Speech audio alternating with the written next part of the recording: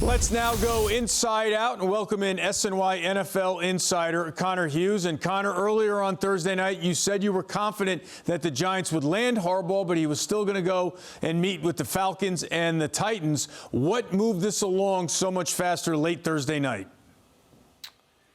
Well, we're going to find out, Eamon, in the coming hours and days. This is all kind of breaking in the moment and happening pretty quick. But ultimately, the Giants' push and the Giants' effort to make sure that Harbaugh didn't leave their building were successful. He did technically go home, yes, to Baltimore, but the talks continued. And now there is complete and total confidence and optimism within the Giants building with Harbaugh that he will be their next coach. And, Eamon, you can't discount or discredit how monumental of a move this is for the Giants. When they began their search for their next head coach way back midway through the year when they made the decision to fire Brian Daboll, they identified characteristics that they wanted their next coach to have. They were looking for somebody who was going to provide leadership within the locker room, cultivate the locker room, bring guys together, show a level of accountability within the players and the staff that they did not believe was present within this organization the last couple of years. And one of the many reasons for so much of the turmoil that's engulfed this Giants franchise like a plague. They had candidates they believed fit that bill and candidates that they were going to target. But once Harbaugh shook free from the Ravens, he became the number one person that this organization wanted. John Maris, Steve Tisch, Chris Mara, Joe Shane. This was the guy that they wanted to be their next head coach. They did everything in their power to get him, and guess what? They did.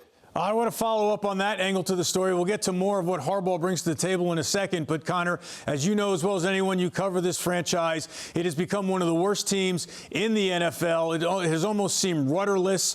As you mentioned, the effort that it took to land John Harbaugh, what does it say now about this franchise able to target the guy they wanted and go and get him?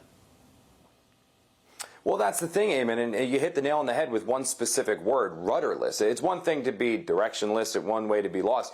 They had no way to redirect the course and head in the right direction. That's what John Harbaugh provides this team. He is a leader. He is a proven winner. 18 years he manned the sideline for the Ravens. Just 3 times did they have a losing record, and 2 of those losing records were 8-9. This is a Giants team with the second worst record in the NFL the last 3 years. One of the worst teams in the NFL ever since they won their 4th Lombardi trophy in 2011. They now have somebody in Harbaugh who knows how to win, who knows how to build a winner, who knows how to develop and establish a culture within an organization.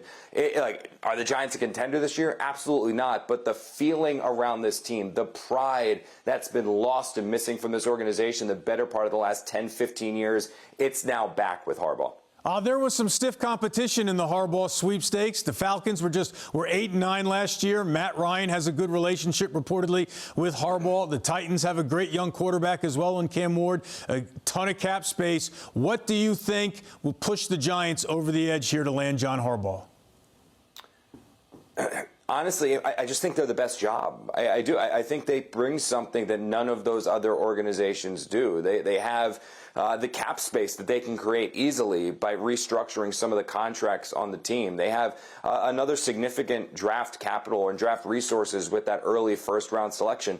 They have Jackson Dart. They have the defensive line. They still need pieces, more weapons for Dart. The offensive line needs more long-term solutions other than just stopgap Band-Aid fixes. But this is also New York. It's a storied organization, and it's giving Harbaugh a chance with basically complete power to turn this team around. So I know the Titans had some valuable resources and some assets. Same with the Falcons, but nothing really compared to New York. And once the Giants were really able to get their claws into Harbaugh with both visits to his hometown in Baltimore and then flying him out here to East Rutherford, it became clear that Harbaugh wanted the Giants as much as the Giants wanted him. It has certainly been a while that Giant fans have been able to say we got our man and are excited and optimistic about the future, but it appears that's the case right now. Connor Hughes, thanks for hopping on. We appreciate your time and joining us here on Honda Sports Night.